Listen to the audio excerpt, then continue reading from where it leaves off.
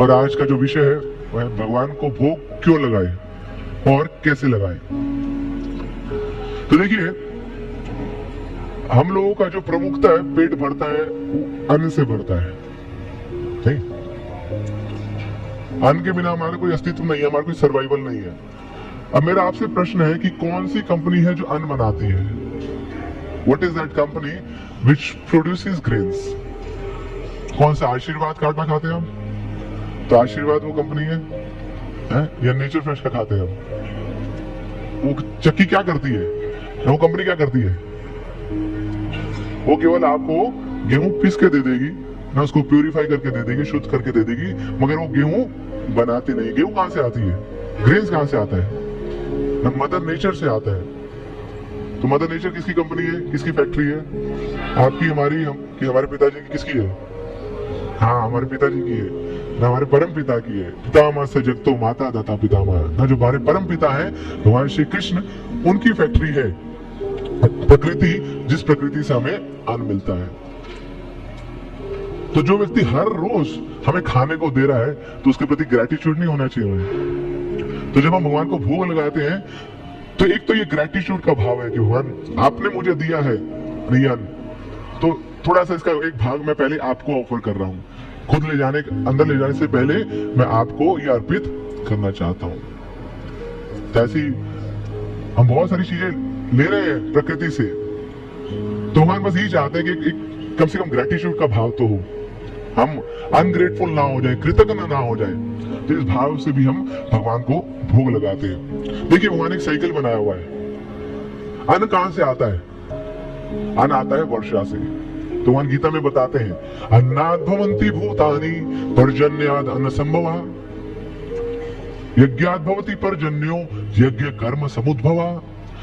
ये जो अन्न है ये वर्षा से आता है। वर्षा कहां से आती है? यज्ञ से आती है। और यज्ञ कैसे? यज्ञ करने से क्या होगा? जब अपने नियत कर्मों करते हैं तो यज्ञ होता है। तो ये भगवान ने हमें साइकिल दिया है। तो अन्न आएगा जब देवता प्रसन्न होंगे, और जो परम देवता है भगवान जब प्रसन्न होंगे। तो इसी प्रकार ग्रेटिट्यूड के भाव से हम जो अन्न हमारे पास आ रहा है, पहले उसको हम भगवान को अर्पित करते हैं कि भगवान आपने हमें दिया है। कई बार जब जॉब लगती है ना, तो पहली सैलरी किसको लाके देते हैं?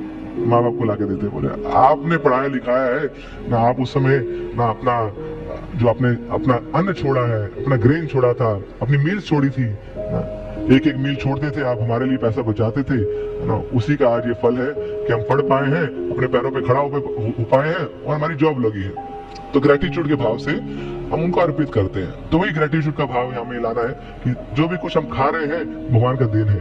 तो एक उससे पहले भगवान को हम ऑफर करते हैं कुछ पाने से पहले। तो हम क्या पाते हैं? हम भोग नहीं पाते हैं, प्रसाद पाते हैं। प्रसाद क्या है? प्रभु के साक्षात दर्शन। तो उस प्रसाद में भगवान को पहले उनका दर्शन करते हैं, उनको स्मरण करते हैं, भगवान आप ही इस भोग को देने वाले, इस प्रसाद को देने वाले हैं। मगर ये जो अंडरस्टैंडिंग है, प्रीलिमिनरी अंडरस्टैंडिंग है कि ग्रेटिट्यूड का भाव। अगर हम और डीपर जाएंगे तो हमें पता लगेगा कि जो प्रसाद है ये हमारे पापों को भी ले लेता है। भगवद गीता में और बताते हैं कि जो अपने लिए भोजन पकाता है वो क्या खाता है? पाप खाता है। यज्ञ शिष्टाशिना संतो मुच्यन्ते सर्व किल्बिषयी भुंजते तो हम पापा ये पचनते आत्म कारणात्। तो जो अपने कारण के लिए भोजन पकाता है तो वो तो केवल पाप खाता है। तो यज्ञ शिष्टाशिनो संतो, तो संत लोग कौन होते हैं ना? संत लोग वो होते हैं ना जो सबका भला चाहते हैं, जो सबके बारे में सोचते हैं। न संता सदैव हृदयेषु विलोकयन्ति, वो संत जिनके हृदय में भगवान विराज करते हैं। तो भगवान क्या करते हैं? ऐसे संतों के द्वारा जब उनको भोग अर्पित किया जाता है तो भगवान उसको प्रसाद में तब्दील कर देते हैं, और फिर उस प्रसाद से जितना भी पाप है वो ले लेंगे और आपको बिना पाप वाला ना, पाप मुक्त प्रसाद दे देंगे। तो हमारे जो पाप है हमें उससे भी मुक्ति मिलती है भगवान का प्रसाद पाने से। और साथ में ये जो भगवान का प्रसाद है ये क्या है? ये भगवान ने इसको स्पर्श किया है। किससे? अपनी जीवा से। तो भगवान का जो रस है वो भी इसमें मिल गया है। तो इसलिए जो प्रसाद है बड़ा ही प्योरीफाइंग भी है, बड़ा शुद्धिकरण करने वाला है, कि जिसके हृदय में, जिसके अंदर ये प्रसाद पहुंच गया तो उसका शुद्धिकरण होना तो निश्चित है, क्योंकि प्रसाद और भगवान दोनों में कोई भेद नहीं है। अगर आप प्रसाद पा रहे हैं मतलब साक्षात कृष्ण को अपने अंदर ले जा रहे हैं। अब कृष्ण अंदर पहुंच गए तो क्या करेंगे, वो तो टेढ़े हैं, है ना, तो सारी टेढ़ी चीजों को बाहर निकालेंगे तो आपका शुद्धिकरण हो जाएगा। तो भगवान केवल हमारे शरीर को नर्चर नहीं करते हैं, हमारे हृदय को भी पवित्र करते हैं। तो हमारा स्पिरिचुअल अपलिफ्टमेंट होता है प्रसाद पाने के माध्यम से। और स्वयं भगवान भी बोल रहे हैं गीता में, क्या करो, पत्रम पुष्पम फलम तोयम यो में भक्त्या प्रयच्छति, कि जो भी मुझे पत्र पुष्प फल अर्पित करता है मैं उसको स्वीकार करता हूँ। तो भगवान भी चाहते हैं कि हम उनको ऑफर करें। बेशक हम 56 भोग नहीं ऑफर कर पाए, वो भगवान को इच्छा भी नहीं है। भगवान क्या कह रहे हैं, कुछ पत्ता ले आओ, कुछ पुष्प ले आओ, ऐसा फ्री चीजें बताइए भगवान ने।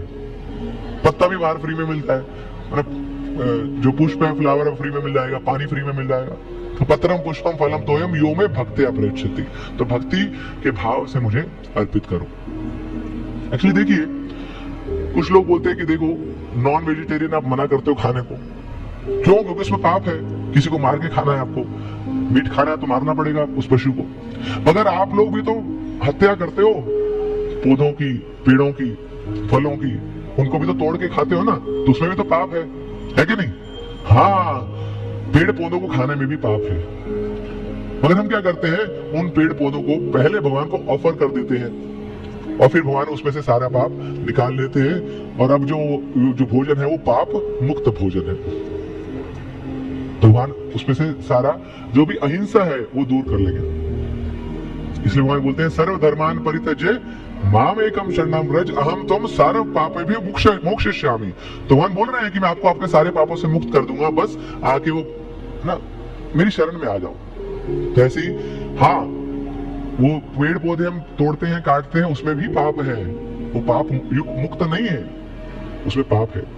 मगर क्योंकि उन पेड़ पौधों को पहले हम भगवान को ऑफर कर रहे हैं, उस अनाज को भगवान को ऑफर कर रहे हैं, जो भी हम बना रहे हैं भगवान को ऑफर कर रहे हैं, तो अब वो उसमें कोई पाप नहीं है, भगवान उसमें से पाप ले लेते हैं, क्योंकि वो भोजन है हमारा, जीवो जीवस्य भोजनम। तो हमारा भोजन जो शेर का भोजन है वो नहीं है। शेर कभी हमारा भोजन खाने नहीं आता, मगर हम शेर का भोजन खाने चले जाते हैं। हमारा भोजन तो यही है ना, हम लोग अन्न के ऊपर निर्भर है, और वो अन्न भगवान हमें देते हैं पेड़ पौधों के माध्यम से। तो उसमें भी जो भी हिंसा है, जो भी पाप है, भगवान हमें उससे मुक्त कर देते हैं। तो श्रील प्रभुपाद से एक बार किसने पूछा, Srila Prabhupada are you vegetarian? तो प्रभुपाद जान गए ये चैलेंज करने आए। प्रभुपाद बोले no, we are not vegetarian, we are Krishnatarian. जो कृष्ण खाते हैं हम वो खाते हैं। हम केवल वेजिटेरियन फूड नहीं खाते कि भाई जो भी अच्छा लगा यहाँ से तोड़ के खा लिया, यहाँ से तोड़ के खा लिया। हम पहले उसको भगवान को ऑफर करते हैं। तो जो कृष्ण चाहते हैं हम भगवान को ऑफर करते हैं, उसके बाद वो पाते हैं, वो प्रसाद बन के जब हम उसको स्वीकार करते हैं तो उसमें कोई पाप नहीं है। तो कोई बोल सकता है कि भैया ठीक है, फिर तो मीट भी भगवान को भोग लगा दें। भगवान को भोग लगाया, भगवान ने उसमें सारे पाप निकाल लिए और उसको खा लें। तो भगवान ने क्या बोला है, पत्रम पुष्पम फलम तोयम। भगवान ने ये नहीं बोला अंडम मशनम चिकनम तोयम, है ना, वो बोला होता तो वो भी हम लगा लेते। हम तो क्या है, we are not vegetarians, we are Krishnatarians. तो जो भगवान हमसे चाहते हैं हम वो करते हैं। तो भगवान बोलते हैं पत्रम पुष्पम फलम तोयम, तो वो हम भगवान को भोग लगाते हैं। साथ में जब हम भगवान को भोग लगा रहे हैं तो हम भगवान को अपने घर का, अपनी इच्छाओं का सेंटर मान के उनको अर्पित कर रहे हैं। So Krishna is our centre of our life. क्यों? क्योंकि जब भोग लगाएंगे तो आप एक मंदिर बनाएंगे, मंदिर में भगवान को विराजेंगे। तो सुबह सुबह पत्नी पूछती है पति से, क्या बनाऊं आपके लिए? तब ये क्वेश्चन नहीं रहेगा। अब पति भी क्या बोलेगा, जो ठाकुर जी की इच्छा है वो आप बनाइए ना, क्योंकि ठाकुर जी विराजमान है ना, वो हमारे घर के अध्यक्ष है, तो उनकी सेवा के लिए जो भी बन पाएगा हम वो करेंगे। तो Krishna will become the centre of our life. अब अगला प्रश्न आता है कि आपने भगवान को भोग तो लगा दिया, और क्या भगवान ने खाया उसको? कभी देखा तो है नहीं। 2 गुलाब जामुन लगाए तो 2 वापिस, 4 समोसे लगाए 4 समोसे वापिस। खाया क्या उन्होंने? ये तो आप लोगों की बस मनोभ्रांति है कि आप लोग बस ठाकुर जी के सामने रख देते हो प्लेट, और फिर वैसी वैसी प्लेट वापस आ जाती है। तो अल्टीमेटली देखिए भगवान की बहुत बड़ी कृपा है कि जितने आपने लगाए वो वापस मिल गए। अगर आपने 2 गुलाब लगाए और खाली प्लेट मिली, आज के बाद वो नहीं लगाएगा यार, ये सब कुछ बढ़ करके हमारे लिए क्या है। 4 समोसे लगाए भोग आपने और एक ही बचा, आपस में लड़ाई हो जाएगी घर वालों, बोले किसका है ये, मेरा है। तो भगवान की बहुत बड़ी कृपा है कि भगवान पा भी लेते हैं और एज इट इज उसको उतना अमाउंट में वापस भी दे देते हैं। मगर कैसे पाते हैं? तो हम लोग तो मुख से पाते हैं, है ना, मगर भगवान को अपने मुख से पाने की आवश्यकता नहीं है। क्यों? क्योंकि भगवान अपनी किसी भी इंद्रिय से किसी और इंद्रिय का कार्य कर सकते हैं। अंगानि यस्य सकल इंद्रिय वृत्ति मानती पश्यांति पांति कलयांति चिरम जगंती। ना ब्रह्मा जी बताते हैं कि भगवान के सारे अंग दिव्य हैं, है ना, और वो किसी भी एक अंग से दूसरे अंग का कार्य कर सकते हैं। तो भगवान खाते हैं, किसी भी अंग से खा सकते हैं, मगर जनरली भगवान कैसे खाते हैं? अपनी आंखों से खाते हैं। तो भगवान दृष्टिपात करते हैं, उस भोजन को स्वीकार करते हैं, उसमें से सारा पाप हर लेते हैं, उसमें अपनी मिठास भर देते हैं और प्रसाद के रूप में हमें दे देते हैं। देखिए कितनी कृपा है भगवान की। और एज इट इज उतने 2 गुलाब जामुन 4 समोसे, कोई कमी नहीं है उसमें। जैसे होली के समय में, पहले के समय में क्या करता था, लोग स्वीट्स एक्सचेंज करते थे, तो अपने यहाँ पे डोलची लेके जाएंगे और उनको दे देंगे सामने वालों को, पड़ोसियों को, और पड़ोसी क्या करेंगे, फिर डोलची में से जो आपका सामान है वो निकाल लेंगे और आपकी डोलची भर देंगे अपनी स्वीट से, आपको वापस दे देंगे। अब कोई तीसरा व्यक्ति देखे, बोले क्या चल रहा है, डोलची लेके गए, डोलची वापस, डोलची लेके गए, डोलची वापस, वो भरी की भरी लेके गए, भरी की भरी वापस, हुआ क्या, उसको समझ नहीं आएगी। मगर यहाँ तो पूरा एक्सचेंज हो गया। तो ऐसे ही भक्त जानते हैं कि हाँ, भगवान को हमने प्लेट अर्पित करी तो वो भोग अर्पित किया, मगर भगवान ने उसमें वो पा लिया और अपना जो प्रसाद है, अपना जो टेस्ट है वो मिक्स करके हमें प्रसाद दे दिया। तो this is exchange of love. इसलिए भगवान गीता में बता रहे हैं, पत्रम पुष्पम फलम तोयम यो में भक्त्या पृच्छति, कि केवल मेरे को भोजन नहीं चाहिए, वो जो सामग्री आप अर्पित कर रहे हैं, जो व्यंजन आप अर्पित कर रहे हैं, मुझे वो नहीं चाहिए। सबसे इंपॉर्टेंट इंग्रेडिएंट क्या है? भक्त्या पृच्छति। उसमें भक्ति का मसाला लगा के दो यार। अब खाली प्लेन दे दोगे क्या मजा उसमें? दाल लगाया उसमें तड़का नहीं लगाया, मजा क्या उसमें? ऐसे ही भोग लगाया मगर वहां भक्ति का तड़का नहीं लगाया, तो क्या लाभ है उसका? तो मेन जो प्रमुख इंग्रेडिएंट है दैट इज लव। तो हम भगवान को प्रेम से ऑफर करेंगे तो भगवान वो स्वीकार करेंगे। युधिष्ठिर, दुर्योधन ने भगवान को बुलाया अपने घर, और विदुर रानी ने भी बुलाया। दुर्योधन बोलता है ठाकुर जी तो नहीं बोला उसने, है ना, ओ कृष्णा आओ मेरे घर आओ, 56 भोग बनाया मैंने तुम्हारे लिए, आओ स्वीकार करो उसको। कृष्ण बोले मैं क्यों आऊं तुम्हारे पास, मेरा तुम्हारा संबंधी क्या है ना, sorry I can not come to your place. बेशक तुमने 56 भोग बनाया है, बेशक बहुत सारी वैरायटी है, मगर मैं तो चल रहा हूँ विदुर रानी के पास, है ना। उसने बस सिंपल से खिचड़ी बनाई है, साग बनाया है, मैं वही खा लूंगा, मगर उसमें क्योंकि प्रेम मिला हुआ है, उसका जो टेस्ट है तुम्हारे 56 भोग के टेस्ट से 1000 गुना अच्छा है, तो मैं वहां जा रहा हूँ। तो ये भगवान है भक्त भाव ग्रही जनार्दन, भक्तों के भाव को वो स्वीकार करते हैं। तब प्रश्न आता है कि कैसे हम भगवान को भोग लगाएं। बहुत सिंपल है।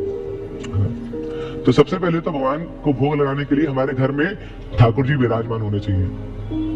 हम बोल सकते हैं कि नहीं हमारे घर में तो विग्रह नहीं है, नहीं विग्रह की आवश्यकता भी नहीं है। अगर आपके घर में फोटो है तो वो फोटो भी भगवान के ही समान है।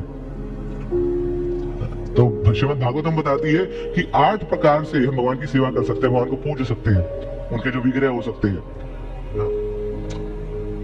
तो 8 प्रकार से कौन है वो? लिप्या लेख्या च शक्ति मनोमयी मनोमयी अष्टविधा प्रतिस्पिधा। सो शैली दारुमयी लोही लिप्या लेख्या च शक्ति मनोमयी मणिमयी। तो ये 8 प्रकार से हम भगवान की सेवा कर सकते हैं, है ना। तो भगवान का विग्रह वुड का भी हो सकता है, मेटल का भी हो सकता है, बालू का भी हो सकता है, पेंटिंग से भी बना हो सकता है, इवन कुछ भी नहीं है तो मन से बना हुआ विग्रह भी हो सकता है, मणियों से बना विग्रह हो सकता है। तो ऐसे अलग अलग प्रकार के भगवान के विग्रह होते हैं। मगर कुछ ज्यादा समझ नहीं आ रहा तो पेंटिंग वाला तो समझ आता है हमें ना। तो भगवान की फोटो अगर आप ले आते हैं तो वो भी भगवान से अभिन्न है। तो फोटो रखिए, अपने घर में एक ऑल्टर बनाइए, मंदिर बनाइए, उसमें भगवान की फोटो रखिए, और फिर भगवान के लिए अलग से बर्तन होने चाहिए आपके पास, सेपरेट वेसल्स। वो बर्तन नहीं जिसमें आप खाते हैं, वो झूठे हैं। तो भगवान के अलग बर्तन हो, उसमें आपको कुक करना है। और क्या कुक करना है? जो भगवान ने बताया है। जो एप्रोप्रिएट आइटम्स नहीं है उनको ऑफर नहीं करना है। जैसे प्याज लहसुन भगवान को ऑफर नहीं होता है, चाय कॉफी भगवान को ऑफर नहीं होती है, कोई भी नॉन वेजिटेरियन फूड भगवान को ऑफर नहीं होता है, मशरूम भगवान को ऑफर नहीं होती है, मसूर की दाल भगवान को ऑफर नहीं होती है ना। तो ये कुछ चीजें अवॉइड करनी है। बाकी दुनिया में जितनी चीजें आप ऑफर कर सकते हैं। अब खैर बुद्धि लगानी पड़ेगी कि आप अफीम ऑफर करें, बोलिए तो आपने बताया नहीं था, आपकी लिस्ट में नहीं है, तो कॉमन सेंस आपको यूज करनी पड़ेगी। मगर भगवान ने बहुत सारी सब्जियां दी हैं, बहुत सारे फल दिए हैं, फ्रूट्स दिए हैं, दूध दिया है, दही दिया है, तो ये सब ऑफर करिए भगवान। मगर ये बस जो रिस्ट्रिक्टेड आइटम्स हैं उनको यूज मत करिए। तो पिछली क्लास में हमने चर्चा करी थी कि क्यों हमें चाय कॉफी अनियन गार्लिक नहीं लेना चाहिए। तो ऐसे आप कुक करिए, और जब आपने कुक कर लिया तो उसको टेस्ट मत करिए, क्योंकि पहले टेस्ट करने के हकदार कौन है? भगवान है। आजकल हम जब हमें पता नहीं था उससे पहले हम टेस्ट कर लेते थे उसको, थोड़ा देखे तो सही क्या नमक नमक कम तो नहीं हो गया इसमें, मिर्ची ठीक तो है कि नहीं। तो टेस्ट नहीं करना है, ना ही स्मेल करना है। अनइंटेंशनली चला जाए ठीक अंदर, मगर ये नहीं सूंघ को देख रहे हैं उसको, मतलब मस्त घी का हलवा बनाया, ऐसा भी नहीं करना। तो सब हकदार भगवान है उसको स्वीकार करने के। तो फिर आप उस प्लेट में वो भोग रखिए, और सबसे इंपॉर्टेंट है उसके ऊपर तुलसी का पत्र रखिए। और जब ये तुलसी का पत्र रखेंगे, क्योंकि भगवान बिना तुलसी के स्वीकार नहीं करते हैं भोग। तुलसी कृष्ण प्रेयसी, हमारे पास तो योग्यता नहीं है भगवान को भोग लगाने की, मगर हम तुलसी जी का आधार लेते हैं, उनका आश्रय लेते हैं कि आप तो कृष्ण के प्रेयसी हैं, तो आपके माध्यम से हमारा भोग स्वीकार किया जाएगा। और फिर जब भगवान के सामने वो भोग आपने रखा थाली में, तो हम मंत्रोच्चारण करते हैं। मंत्रोच्चारण किस लिए? भगवान का आह्वान करने के लिए, भगवान को बुलाते हैं। तो कौन कौन से मंत्र हम उच्चारण कर सकते हैं ना? तो प्रभुपाद अपने हमारे जो गुरु हैं उनका मंत्र उच्चारण करना चाहिए सबसे पहले। अगर अभी गुरु जी नहीं धारण किया आपने, तो प्रभुपाद जी का मंत्र बोलिए। तो गुरु जी का मंत्र, फिर प्रभुपाद जी का मंत्र, और फिर आप भगवान श्री कृष्ण का, श्रीमती राधा रानी का मंत्र बोलिए, चैतन्य महाप्रभु का मंत्र बोलिए, नमो महावदन्य कृष्ण प्रेम पदायते कृष्णाय कृष्ण चैतन्य नामने गौरतेषु नमः। फिर नमो ब्राह्मण देवाय गो ब्राह्मण हिताय च जगद हिताय कृष्णाय गोविंदाय नमो नमः। और फिर पंचतत्व मंत्र, और हरे कृष्णा कृष्णा कृष्णा हरे हरे, हरे राम। और कोई बोलता है ये मंत्र नहीं आते जी हमें, तो कोई नहीं, आप 12 बार हरे कृष्ण महामंत्र बोलिए और ठाकुर जी को भोग लगाइए। ये तो महामंत्र है, सारे मंत्रों का इष्ट है ना, सर्वोपरि है। तो इस मंत्र से भी भगवान स्वीकार करेंगे, अगर और कोई मंत्र नहीं आता आपको। और फिर भगवान के सामने वो भोग रख दीजिए कुछ समय। तो जितना समय आपको लगता है उस भोजन को पाने के लिए, उतना समय ठाकुर जी के लिए रखिए। और ये वो पर्दे वाला गेम मत खेलिए, पर्दा खोला, अंदर डाला, 5 मिनट में निकाल लिया बाहर। वो ठाकुर जी का पर्दा खुलता ही इतनी बार में खाना होता है। और 3 बार खोला, अंदर डाले, 3 बार निकाल लिया, बस फिर पर्दा बंद है नहीं। और अब प्रश्न आता है कि कितनी बार भोग लगाना भगवान को? तो उतनी बार भोग जरूर लगाना जितनी बार आपको खाना है। कई बार लोग सोचते हैं कि बस एक बार सुबह लगा दिया, जब हमने भोग हो गया। ऐसा नहीं, जो भी आइटम आप खाना चाहते हैं उससे पहले उसको भगवान को भोग लगाना है। चाहे वो दिन में आपको 10 बार भूख लगती है ना, ब्रेकफास्ट लंच डिनर के बीच में 3-4 बार स्नैक्स हो जाता है, तो वो आइटम भी आपको बार बार भगवान को भोग लगाना है। और प्रयास कीजिए बाहर का जो भोजन है उसको त्यागने का। अगर त्याग नहीं सकते तो उसको मिनिमाइज करने का प्रयास कीजिए। बाहर के जो बिस्किट्स हैं, नमकीन है, उसकी आवश्यकता नहीं है भक्तों को खाने की। पता नहीं किसने बनाया है, किस चेतना से बनाया है। तो भक्तों के द्वारा ही कुक होना चाहिए, प्रसाद होगा, और भक्तों के द्वारा ही ऑफर होना चाहिए, ये विधि। तो प्रयास कीजिए, है ना। अगर बिल्कुल बंद नहीं कर सकते तो मिनिमाइज कीजिए उसको। घर में भी ये सारी चीजें बन जाती हैं, तो भगवान को ये ऑफर करेंगे तो भगवान उसमें सारा पाप निकालेंगे और अपना टेस्ट उसमें भर देंगे।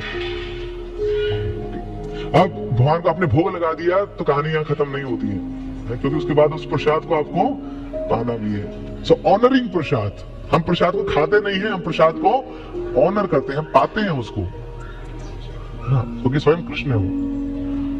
तो वो भाव से पाना है कि ये आइटम नहीं है, ये पनीर नहीं है, ये पिज्जा नहीं है, ये भगवान का प्रसाद है। भगवान ने इसको पाया है और ये भगवान से अभिन्न है। तो जब ये उसमें हम भगवान देखने लग जाएंगे तो फिर वो आइटम नहीं रहेगा, वो दिव्य वस्तु बन जाएगी, भगवान के द्वारा छुई हुई है, भगवान के द्वारा टेस्ट की हुई है, और उसी मूड से उसको स्वीकार भी करना है। और इसलिए हम क्या करते हैं, प्रसाद पाने से पहले हम प्रार्थनाएं बोलते हैं, उस मूड को कल्टीवेट करने के लिए। महाप्रसादे गोविंदे नमो ब्राह्मणे वैष्णवे स्वल्प पुण्यमतां राजन् विश्वासनेव व्रजायते शरीर विद्याजाल जड़ेन्द्रिय ताहे काल जीव फैले विषय सागरे तारे मथे जीवाती लोभ माया सुदुर्मति ताके जेता कठिन संसारे कृष्ण बड़ा दयामय करीवार जीवा जय स्वप्रसाद अन्न तिलो भाई सही अन्नामृत पाओ राधा कृष्ण गुण गाओ प्रेमी डाको श्री चैतन्य निताई जय निमाई जय निताई जय श्री कृष्ण चैतन्य प्रभु नित्यानंद श्री अद्वैत गदाधर शिवासादि गौर भक्त वृंद हरे कृष्णा कृष्णा कृष्णा हरे हरे हरे राम राम राम। तो हर जो एक्टिविटी करें हम स्पिरिचुअल एक्टिविटी उससे पहले भगवान का स्मरण जरूर करें। तो इवन प्रसाद हम पा रहे हैं तो पेट की भूख मिटाने के लिए वो नहीं खा रहे हम, उसमें वो भी स्पिरिचुअल एक्टिविटी है, भगवान का प्रसाद खा रहे हैं। तो उससे पहले भी हम क्या करें, भगवान का स्मरण करें, तब जाके हमारा प्रसाद भोगा बनाना, भोगा ऑफर करना और भोग को पाना ये पूर्ण होगा। महाप्रसाद की, और महाप्रसाद की कितनी महिमा है, कितने कितने लोग तर गए हैं केवल प्रसाद पाने से। हमें ये जो चार दीवारी इस मंदिर की, इसके बाहर जाने की जरूरत नहीं है पता करने के लिए ना, हम सब लोग विटनेस हैं। किसके लिए आए थे हम मंदिर में ना, 80-90% का तो ये मानना है कि प्रसाद क्या टेस्टी प्रसाद होता है। अरे और छोड़े, खिचड़ी इतनी टेस्टी होती है, बाकी तो बात है क्यों, क्योंकि साधारण नहीं है, ऑर्डिनरी फूड नहीं है, ये प्रसाद है। एक बार एक हमारे भक्त थे, कोरियन कंपनी में काम करते थे, होंडा था। वहां पे वो भक्त बन चुके थे और बार बार उनकी मंदिर जाने की इच्छा होती थी। अब मंदिर गए तो फिर वहां से निकलने की इच्छा नहीं होती, तो ऑफिस लेट हो जाता था। कभी सुबह भागवतम क्लास में बैठे तो खिंच गई क्लास, तो फिर ऑफिस लेट पहुंचे। तो वहां तो ये जो कोरियन, चाइनीज, जापानीज बेल्ट है पूरी बड़ी डिसिप्लिन है। मतलब 9 बजे का ऑफिस है तो 9:01 भी हो गया तो वो एब्सेंट लगा देंगे, आपकी छुट्टी लेनी पड़ेगी आपको। तो अभी थोड़ा लेट पहुंचते थे, क्या करें, उन्होंने एक ही सोचा कि बस इनको यारी दोस्ती करनी पड़ेगी इनसे। मगर वो इतने प्रोफेशनल होते हैं, इधर उधर की कोई बात नहीं, बस काम से काम रखते हैं अपना।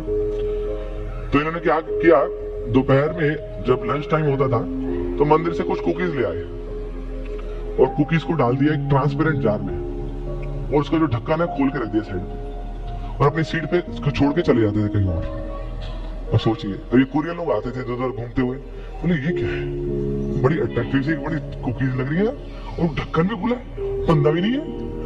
अब डिसिप्लिन तो भैया यहाँ काम नहीं आएगा, तो सब कुछ छोड़ छाड़ के वहां आ जाते थे। थोड़ा सा इधर उधर देखा, हाथ डाला बीच में, खाया। अब खाया तो क्या खाया, कुकीज नहीं खाई, क्या खाया, प्रसाद खाया। तो कृष्ण घुस गए अंदर। अब कृष्ण परमात्मा के रूप में यहाँ भी बैठे हैं और उनके हृदय में भी बैठे हैं। तो ये भक्त जो इच्छा करते थे, यहाँ पे भगवान वो इच्छा पूरी कर देते थे। तो कभी 9:30 बजे तो इनको पहले कोरियन वालों को पता लगा, तो बोले वो आई थिंक आप थोड़ा लेट हो गए, got late, no problem, you can stay half an hour late, you can finish your work, no problem, we have no problem. बस लाते रहो बिस्किट कुकीज लाते रहो, नो प्रॉब्लम। तो ऐसे करके वो भी ना बड़े सपोर्टिव हो गए, बहुत फेवरेबल हो गए।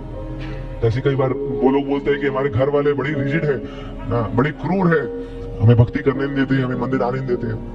तो बस एक ही अस्त्र है हमारे पास, हाँ, तो एक तो हरे कृष्ण महामंत्र का अस्त्र है और दूसरा अस्त्र है महाप्रसाद गोविंद। तो मंदिर से कुछ चरणामृत लेके जाइए, कुछ प्रसाद लेके जाइए, उनकी थाली पे रख दीजिए, बोलिए मत प्रसाद है, फिर मानेंगे नहीं, सिंपल रख दीजिए, और वो जब हृदय में जाएगा तो कृष्ण अपना काम करेगा। तो हमारा काम है कृष्ण को देना, और कृष्ण का काम है उनको भक्त बनाना, उनको आपके अनुकूल करना। इस प्रकार हमारा जो भक्ति जीवन है वो भी बड़ा सरल हो जाएगा, बड़ा स्मूथ हो जाएगा प्रसाद के माध्यम से। महाप्रसाद की, श्रील प्रभुपाद की। हरे कृष्णा